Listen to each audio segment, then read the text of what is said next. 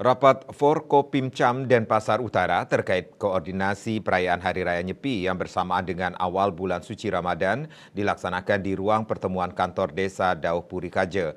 Hasil pertemuan tersebut menghimbau umat beragama mengedepankan kerukunan. Selain itu, toleransi antar umat beragama tetap dijaga dengan baik.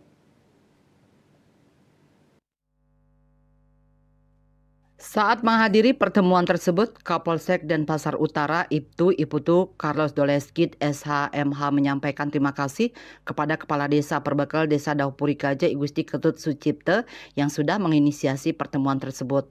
Oleh karena itu, Ibtu Carlos mengharapkan umat Hindu dan Islam bisa saling menghargai serta menjaga sehingga bisa lancar menjalankan ibadahnya masing-masing dengan mengedepankan toleransi serta kerukunan antar umat beragama.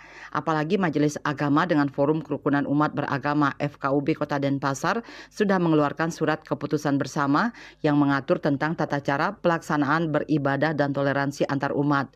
Terkait hal tersebut, Polsek Denpasar Utara pastinya memberikan pelayanan keamanan bagi masyarakat berkaitan pelaksanaan ibadah keagamaan.